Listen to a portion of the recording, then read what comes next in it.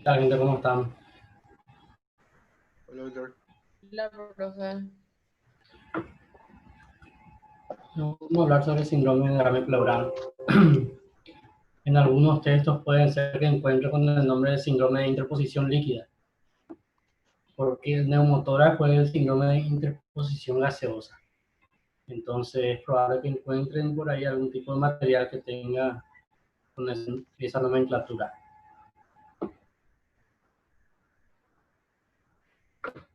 ¿Cuántas clases ya tuvieron ahí? Esta es la tercera, doctor. La tercera. Lo otro es que Vale, tenga... vale por 8 por ahí, profe. ¿Cómo? No, esta. Que las clases así virtuales valen por 8 por ahí. Entiendo, me imagino. Porque ya es lo difícil la carrera, la materia, la profesión, y tener que estar en estas condiciones realmente es complicado. Pero bueno, peor va a ser tirar la toalla y decir nos vemos el año que viene. Esa por lo menos es mi percepción. Entonces hay que meterle nomás. No queda otra. Y está de más decir que el derrame pleural es la presencia de líquido en el espacio pleural y que esto va a afectar al paciente en mayor o menor medida. Como causa de derrame pleural, ese líquido puede ser ocasionado por muchísimas causas, digamos. Nunca un derrame pleural es un diagnóstico como tal, porque el derrame pleural es el significado de algún tipo de alteración orgánica que produce eso, una consecuencia de alguna patología cardíaca, infecciosa, traumatismo, eh, y hay muchas causas. Por ese motivo, el interrogatorio también va a ser muy inespecífico. Va a depender mucho de cuál sea la causa que está ocasionando, ¿verdad? Que se acumule el líquido en el espacio pleural. Entonces ahí lo que entonces sería importante es saber cuáles son las causas más frecuentes de derrame pleural. Entonces, si el paciente va a tener falta de aire, tos, la mayoría de las veces tos seca, porque como no hay ninguna alteración en los bronquios, ni en el parénquima como tal directamente, no tiene por qué tener catarro en nuestro paciente. Tos seca por la ocupación de espacio pleural que le desplaza al mediastino y el paciente tiene tos. Depende mucho también de la magnitud del derrame pleural. Si hablamos de un derrame pleural pequeño, insignificante desde el punto de vista clínico, o sea, por más que veamos en la radiografía, el paciente clínicamente va a ser imperceptible para el paciente. Depende del estado previo de salud del paciente también. Si un paciente joven, atlético, de 23 años, estudiante de medicina en la UNE y tiene un derrame pleural chiquitito, probablemente no va a sentir nada. Pero un derrame pleural, por más pequeño que sea, en un adulto mayor con múltiples comorbilidades, es otra cosa. Entonces, esos son algunos de los factores que van a estar incidiendo en lo que es eh, la anamnesis, ¿verdad?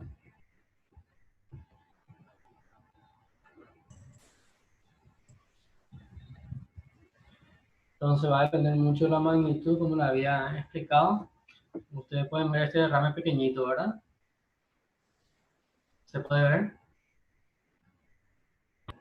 Primera radiografía. Sí, doctor. Este fue nuestro seno costofrénico. Acá en la segunda radiografía se va mi cursor ahora, en la radiografía del medio. El seno costofrénico siempre tiene que terminar en un ángulo agudo. Si vos ves que no está así, como en este caso, que es bilateral, significa que está ocupado por líquido. Y acá le aclaro algo. Claro que esto puede ser nomás también una condensación. Y por ahí miramos bien y puede tener broncograma aéreo y te puede llegar a confundir. Pero para eso está el estetoscopio. Si le escuchas crepitante ahí, 10 puntos de una neumonía. Por ahí tenés dudas, le pedí una tomografía. En la tomografía vas a ver que hay una condensación alveolar con su respectivo broncograma aéreo. También le pedí una tomografía. Ah, yo pensé que era una neumonía. Había sido, es la presencia de líquido en el espacio pleural. Entonces, por ese motivo, cuando hay dudas, a pesar del interrogatorio del examen físicos, hay que recurrir a los medios auxiliares de diagnóstico. Pero bueno, hablamos de derrame, entonces borramiento de seno costofrénico el 90% de las veces es igual a derrame pleural. En este caso pequeñito, casi imperceptible, en este caso más notorio. Y en la radiografía, en esta tercera radiografía, un derrame pleural masivo que desplaza al mediastino hacia el lado contrario.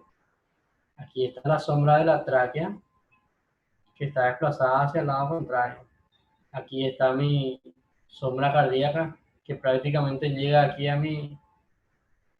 a tocar mi caja torácica acá lateral según mi radiografía. Entonces, esto es un derrame pleural masivo.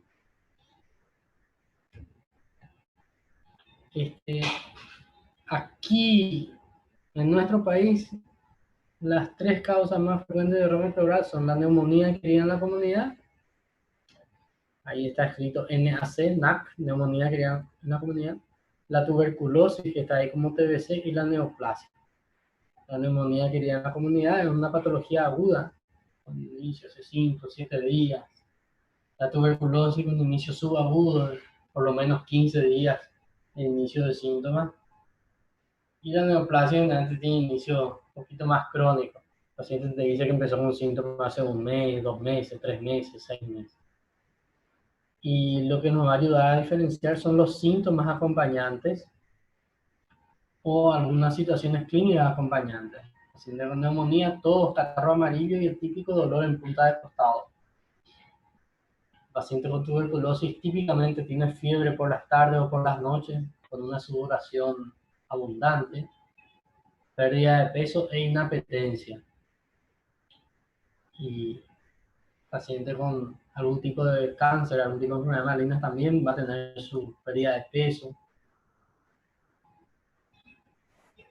Y va a tener que presentar la mayoría de las veces algún tipo de factor de riesgo. Ya que hablamos de pulmones, podemos hablar de tabaco, por ejemplo, como un factor de riesgo. Pero uno de los factores de riesgo, por ejemplo, es que haya tenido o que tenga algún antecedente de ya padecer de algún tipo de neoplasia. Por ejemplo, se le detectó cáncer de mama hace 3 años, tuvo una mastectomía, quimioterapia, todo bien, solucionado, estable, pero ahora aparece con un derrame pleural. lo primero que hay que pensar es que hay una siembra a nivel pleural de esa patología maligna del paciente. Cuando yo veo una radiografía de tórax y veo que mi paciente tiene un derrame pleural, yo sé que ahí adentro hay líquido, pero yo no sé qué tipo de líquido es. Yo no sé si es sangre, yo no sé si es pus, no sé si es líquido citrino, si es linfa, yo no sé. Cuando yo realice la toracocentesis diagnóstica, que es el procedimiento para poder examinar ese líquido, puedo encontrarme con algo así de color rojo, hemático, voy a decir que tiene un hemotórax, algo medio rosadito. Este medio rosadito es cuando el líquido se mezcla con sangre y muchas veces es debido a la inexperiencia de la persona que realiza el procedimiento. También puede ser amarillo, así como pus. La pus tiene mal olor, entonces vamos a ver que el paciente va a tener una clínica de infección, ya 10, 12 días, fiebre, mal estado general, glóbulos blancos elevadísimos. Cuando realizamos el procedimiento, al extraer el líquido ya sentimos que el olor es fuertísimo. Linfa es de color blanco como la leche. Muchas veces se puede mezclar con sangre debido a la inexperiencia del médico que realiza el procedimiento y puede salir un poquito rosadito, medio que. Entonces ahí puede confundir un poco, pero si se realiza bien el procedimiento, sale bien blanquito. La mayoría de las veces por traumatismo o si es de forma espontánea por enfermedades malignas como el linfoma. Si sale bien clarito como el agua, insuficiencia cardíaca. Insuficiencia cardíaca, falla de bomba cardíaca, entonces paciente junta líquido en miembros inferiores, de forma ascendente, abdomen, tórax, y va a ir juntando el líquido. O puede tener este color. Este color es el líquido, el color citrino. El citrino me parece un color medio parecido a la orina. El paciente, eso es lo que el paciente te va a decir. El paciente le dice, ¿qué color era tu líquido? ¿Te sacaron? Sí, ¿qué color era? Y no te va a decir citrino, te va a decir, ¿qué parecía? Parecía limonada, parecía como orina. Sí, bueno, ese es el líquido citrino. Ese líquido citrino, 99% de las veces se ve en dos de las patologías más frecuentes que había mencionado en la diapositiva anterior, en las neoplasias y en la tuberculosis.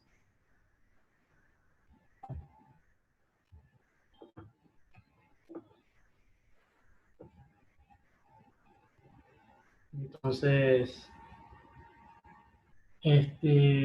ya lo que le estaba mencionando se ve en esta diapositiva y no voy a perder tiempo en esto, ¿verdad? Después le voy a pasar luego también esta diapositiva. Acá empieza la parte argel de nuestra clase, la curva de Damasón. La curva de Damasón es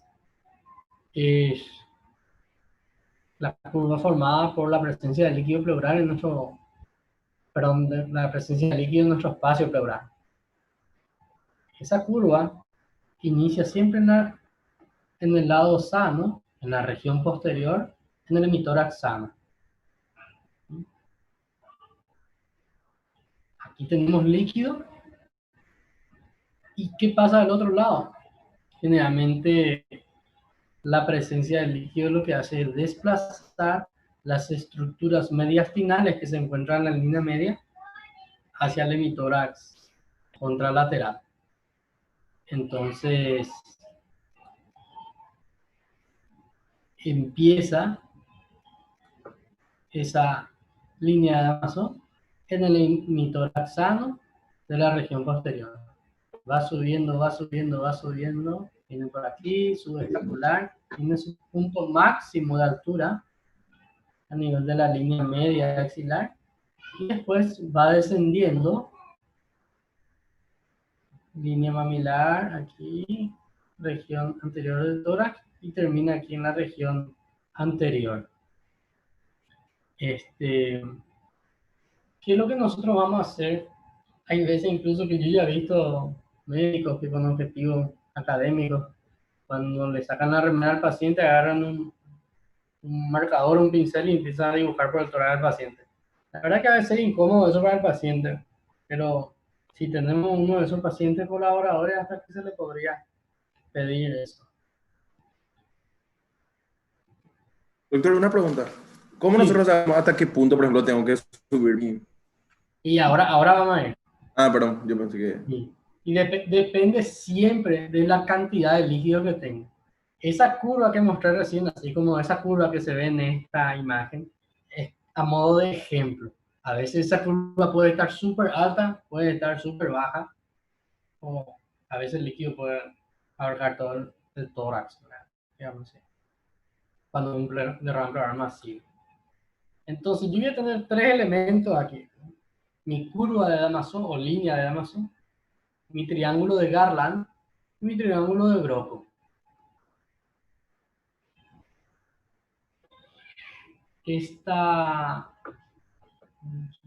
Acá me salió un anuncio. Esta línea de Amazon, esta línea bien oscura que está acá, ascendente, que ya habíamos visto en las diapositivas anteriores, me dice a mí hasta dónde está presente mi líquido. Ese triángulo que está ahí arriba, que ya le voy a explicar lo que significa, es mi triángulo de Garland, que se forma aquí con mi línea media, columna, y el punto de máxima elevación de mi derrame pleural. Y mi triángulo de Broco, que es formado por mi columna vertebral, línea media, y la zona donde tengo alteraciones semiológicas en el hemitórax sano de mi paciente. Este triángulo de Garland corresponde a mi pulmón colapsado, mejor dicho, aparte de mi pulmón colapsado, porque yo todavía voy a tener pulmón sano acá todo en esta parte de aquí de arriba. El pulmón es como una esponja. Entonces, la presencia de líquido en la región basal aquí va a colapsar mi lóbulo inferior, probablemente, o parte del superior igual, pero todavía tengo pulmones por aquí arriba. Entonces, parte de mi pulmón colapsado va a formar lo que es el triángulo de Garland.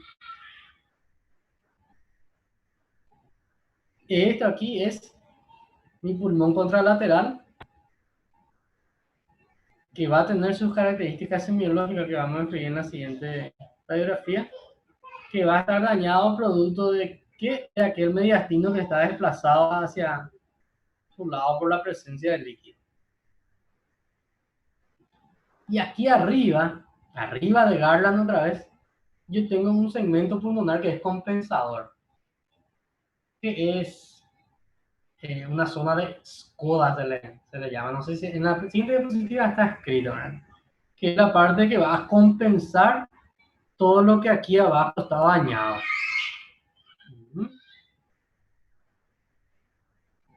Y aquí, obviamente, tengo mi espacio pleural con líquido.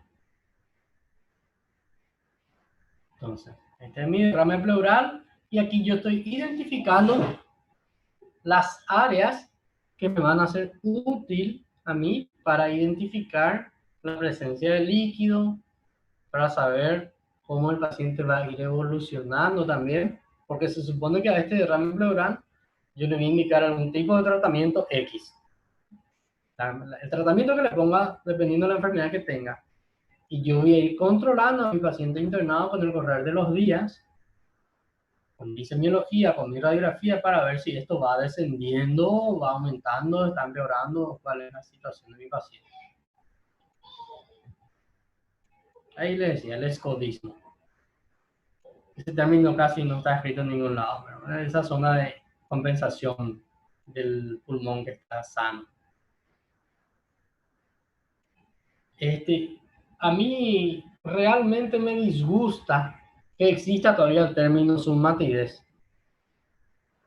Porque en teoría la submatidez es un sonido similar al mate, a la matidez, pero con una tonalidad más baja y ya, la matidez luego ya es un poco compleja. Entonces, pero bueno, está escrito que el triángulo de Garland, producto de aquel segmento pulmonar colapsado, ahí van a percutir van a la hora de percutir van a encontrar su matidez. Y van a encontrar matidez en la zona donde sí va a haber líquido. Ahí en la zona donde el pulmón va a compensar, vamos a tener un murmullo vesicular aumentado de hipersonoridad. Y en la zona del derrame pleural, como hay líquido, no hay pulmón, el murmullo vesicular va a estar disminuido o abolido. Puede estar de cualquiera de las dos formas. Hay veces que no escuchas nada. Y hay veces que escuchas un poquitito de sonido que entra.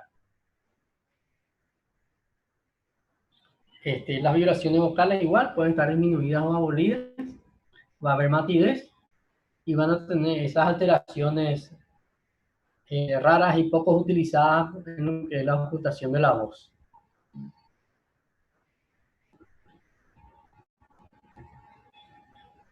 Entonces ahí tenemos otra vez de forma esquemática qué es lo que vamos a encontrar en cada una de esas regiones.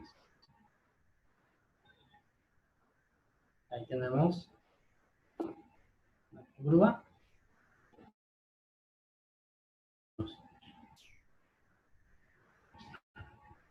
Ahí igual. Ahí igual.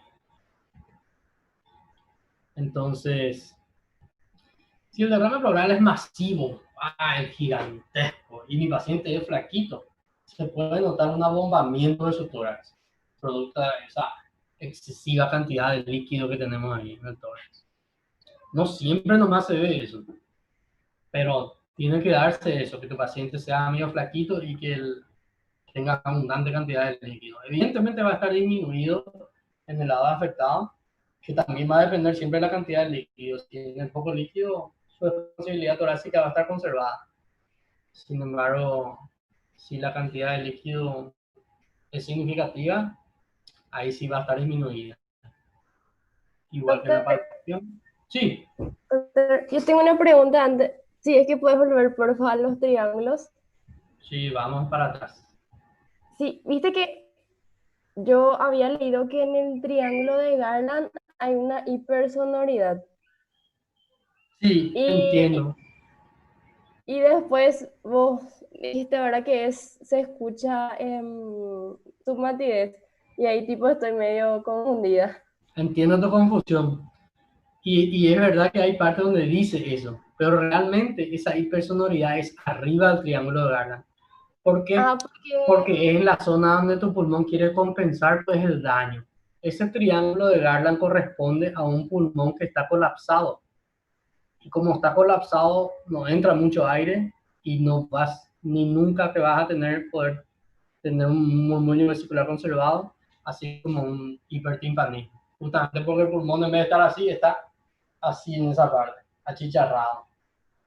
Entonces, por arriba de él, que es la zona de escodismo, ahí es donde el pulmón está cumpliendo la función de compensar el daño que tiene ese sector inferior. Y entiendo tu confusión porque creo que en el libro que ustedes usan, el libro de texto, luego está, y en algunos otros materiales creo que está así, no explica bien. ¿Por qué? Porque este tema del escodismo no escriben todos, pero es bastante lógico y también bastante pertinente mencionar lo del escodismo, porque si no, ¿cómo yo voy a esperar que un pulmón colapsado, por ejemplo, esté con hipertimpanismo? Así pensando nomás, ¿verdad? Así pensando un poquito, tratando de divagarse un poco. Entonces el pulmón sano es el que va a tratar de compensar todo este daño. Permiso. Sí. Yo leí una parte donde habla de una zona de Pitts, algo así, que es una zona que está encima del ángulo, o sea, de la curva de Damoso, que es una zona de submatidez, no sé si es necesario saber eso. Creo que es la zona de P3 o P3, ¿verdad? P3. Sí. Realmente ese término casi no se utiliza y yo creo que se refiere a la parte ahí entre el triángulo de Garland en la parte superior del triángulo de Garland. ¿Qué parte fue que vos leíste que estaba? Este fue mi tema, ¿verdad? Y busqué nomás así en internet y medio difícil de pillar grande. O sea, yo Exactamente. encontré que el triángulo de Garland, por ejemplo, en el sanguinetti, en el COS, dice que es una zona de hipersonoridad, porque supuestamente es una zona donde se relaja el parénquima pulmonar, no sé qué. O sea, esa era la explicación del sanguinetti para decir que es hipersonoro o sonoro, el Ah, triángulo de ya. Garland, pero tiene más lógica lo que decir. Sí, sí, sí, porque esa es la parte de mi pulmón colapsado. Esa es la parte del pulmón colapsado. Entonces, no, pues, un pulmón colapsado, colapso es sinónimo de atelectasia. Se va a cortar Sí. y volvemos a entrar enseguida, ¿sí? Si es que se corta, volvemos a entrar todo otra vez. Entonces, colapso es sinónimo de atelectasia y donde hay atelectasia no hay entrada de aire. Gracias, Entonces, doctor. perfecto. ¿Sigo o...? Vamos a ver qué más hay por acá.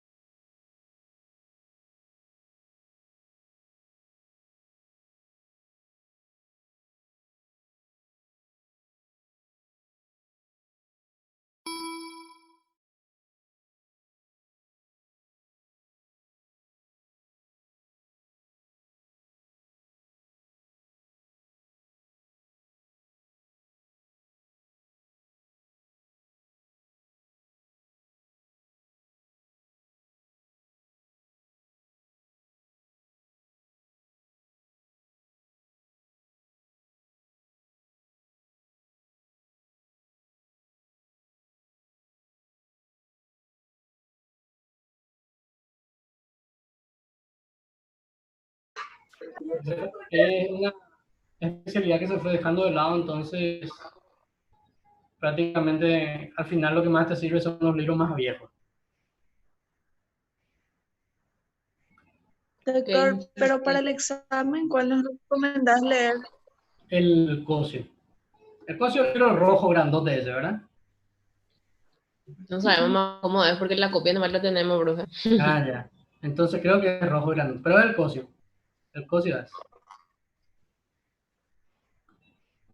Dale, Sí. Doctor, Sí.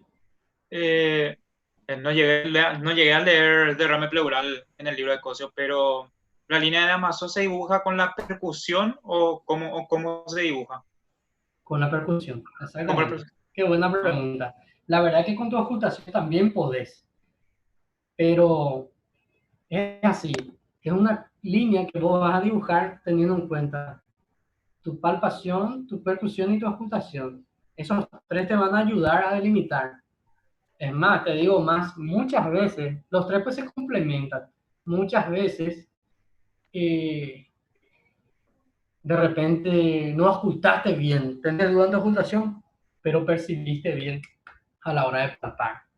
Tu dirección de vocales te ayudaron. O la ocultación te genera dudas, pero percutiste y ahí sentís bien, ¿verdad? Sentís bien la alteración. Entonces, realmente es una suma de todas esas maniobras. Ok, ok.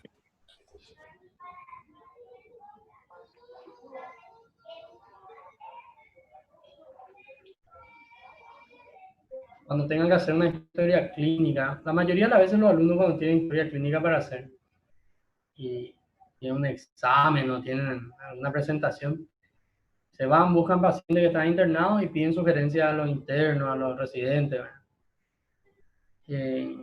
Nadie está exento de equivocarse. Motivo por el cual cuando piden ayuda, igual nomás váyanse ustedes a corroborar. Nunca escriban todo lo que otro escribió. Porque a veces, qué sé yo, el derrame pleural pusiste que era derecho y justo el otro se confundió porque hizo la internación a las 3 de la mañana, cuando ni tu nombre no sabía a las 3 de la mañana cuando sos R1 de guardia y estaba del otro lado. Metiste la pata y cómo vas a justificar. Vos no examinaste, copiaste lo que otro hizo nomás. Les cuento porque a mí ya me pasó. Siendo R1 me fui a un concierto, mi jefe me dio permiso. Por favor, doctor, vino a un concierto, me voy. Hubo una internación y mi compañero, yo estaba en el concierto y me envió un mensaje, ya tenía una internación. Y yo pensé que me dijo jugando. Y yo, dale, sí, nomás, jajaja, nomás. Al día siguiente se armó el escándalo porque el paciente no tenía historia clínica y yo pensé que me jodieron nomás. Entonces tuve que hacer una maniobra ahí para no cagar a mi jefe entre que no sé qué. En síntesis, y era justamente un caso de un neumotórax. Que yo a la hora de hacer todo rápido, ahí cuando me llamaron nomás, y ahí puse que era el lado izquierdo y era del otro lado. Por eso siempre tiene que irse a corroborar nomás. Eso que a mí me pasó sí que es poca cosa porque es algo chistoso, anecdótico y estábamos entre muchos residentes y el paciente nunca iba a sufrir ningún daño porque yo no estuve ahí. El problema es cuando haces eso y le llevas al cirujano o vos sos el que tenés que punzar. Te va para punzar. Imagínate punzarle a alguien con una jeringota y adicionar el otro lado. El paciente te va a querer matar. Por eso tiene que estar muy, irse usted a corroborar. A mí muchas veces me presenta el paciente, derrame pleural, miro su radiografía. Con tantos pacientes que hay, a veces ni la radiografía puede ser capaz que de otro paciente. Mira la radiografía. Entonces igual, nomás me voy a percutirle, palparle, a ocultarle. Porque le digo que, y no fue una vez, más de una vez ya he visto, y en más de un hospital, las veces que se le colocó tubo de drenaje o se le punzó a un paciente de forma errónea. Se le colocó en el tórax que estaba sano y no en el tórax que estaba dañado. Entonces, eso es para comentarles nomás que existen estas cosas.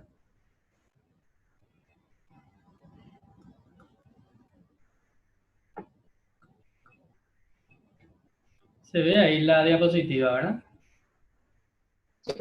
Ya. Sí. Ustedes recuerdan, yo les envié por WhatsApp, les envié un link de un video de YouTube, como dicen los brasileños, donde era el video para la semiotecnia de la percusión. Y ahí mencionaba el signo del desnivel. El signo del desnivel, pues vos le mandás a agachar al paciente y le percutís igual ahí sobre la línea media a nivel de los espacios intervertebrales. Y en ese momento, como el líquido se desplaza, porque es un líquido que está ahí libre, vos sí podés confirmar, corroborar que el paciente sí tiene el líquido y ese líquido está libre ahí en su cavidad pleural. Interesante, casi nadie más hace esas cosas. Entonces, es para que vuelvan a ver nomás ese link que le había enviado que está ahí en el grupo.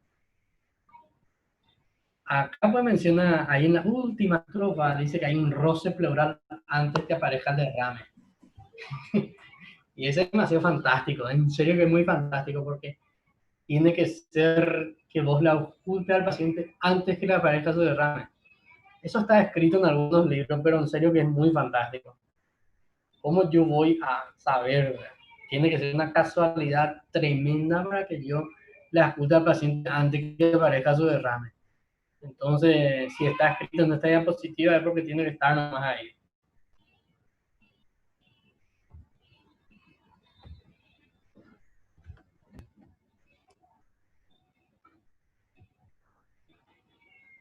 Un segundito. Estoy tratando de... Ahí. ¿Se recuerdan nuestra paciente con lupus de ayer? Esta es nuestra misma paciente, solo que le vimos después de 5 años atrás. Fue tratada en varios años, en varias ocasiones, perdón, por infección urinaria. Hace 5 días tiene tos y falta de aire. Paciente con lupus de 36 años. En la inspección su examen físico es normal, en la palpación es normal, en la percusión es normal y en la ocultación es normal. Pero vemos que tiene un derrame pleural mínimo, que es bilateral. Derrame pleural bilateral en una mujer joven, la mayoría de las veces hay que pensar en lupus. Si bien no es muy frecuente como tener una neumonía dentro de la enfermedad del tejido conectivo, el lupus es otra vez una de las más frecuentes. Entonces, en este caso, la semiología pues, no es solo palpar, no es solo inspección, palpación, percusión y ocultación, es también interrogatorio. Y como ya lo había mencionado en múltiples ocasiones, el interrogatorio vale mucho más que muchas maniobras. Si yo sé, porque estudié, que un paciente con lupus puede tener complicaciones pulmonares, y de las complicaciones pulmonares que tiene la más frecuente es el derrame pleural bilateral, entonces si mi paciente tiene tos y falta de aire, aunque mis maniobras sean negativas, sean normales, yo igual le pido una radiografía, porque sé luego que eso puede pasar. Entonces me encuentro con esta radiografía en donde sí hay un derrame pleural bilateral y bueno, y procedo a realizar todo mi protocolo que corresponde con un derrame pleural.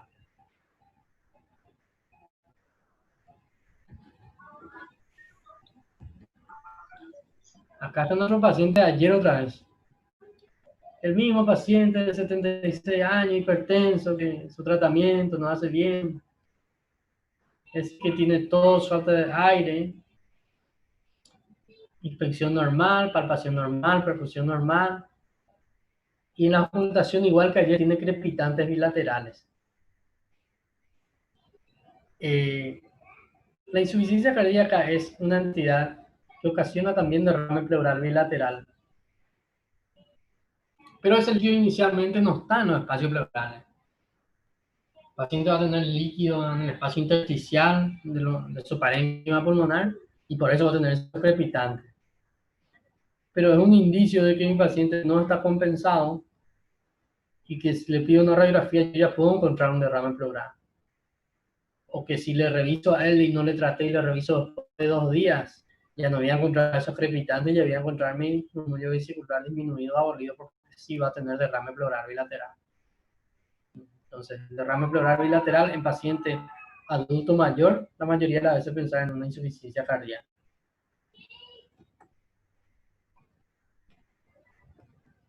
Ahí este mismo paciente ya vino después. ¿Por qué? Porque consultó no sé dónde y se interpretó que estaba con una gripe, nomás y se le indicó un antigripal y era su insuficiencia cardíaca que se estaba exacerbando y como no se le trató a tiempo, apareció ya en la guardia con este derrame pleural bilateral.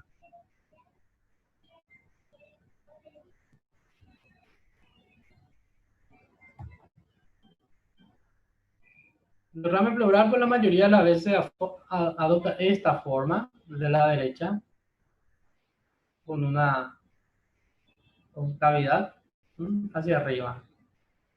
También puede adoptar otras formas que son menos frecuentes, ¿verdad?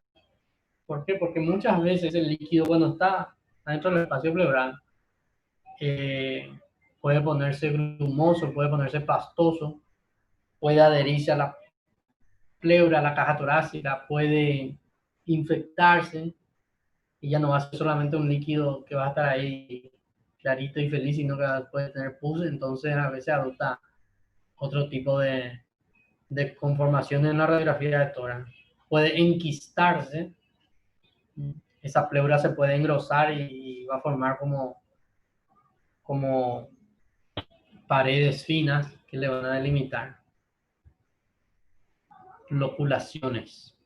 Entonces forman varias loculaciones, a veces una loculación, otra loculación, entonces puede estar separado.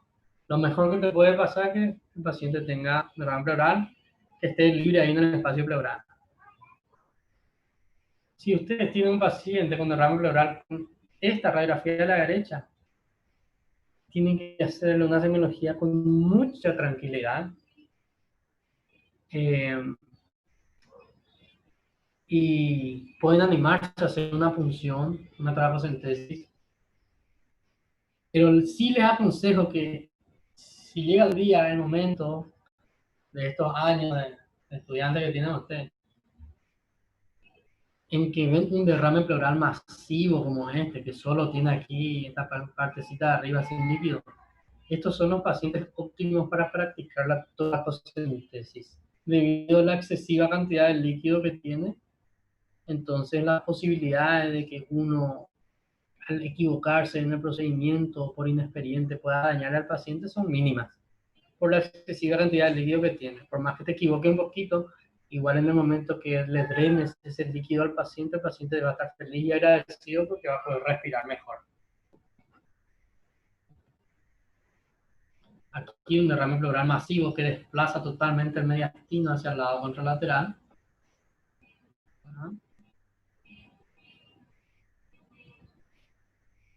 Aquí nuestro derrame pleural bilateral que es mínimo, que como les digo, si una persona me dice esto aquí es una condensación, perfecto, puede ser.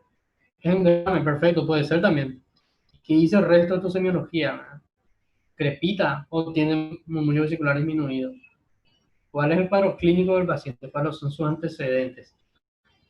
Recuerden que la radiografía es un estudio complementario, o sea, que complementa lo que es nuestro juicio clínico que tenemos a la hora de investigar algo sobre nuestro paciente.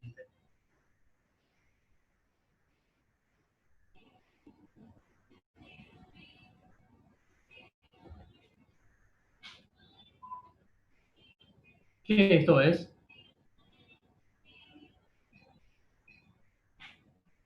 ¿Qué les parece que es? Una hernia. Eso quería decir. No.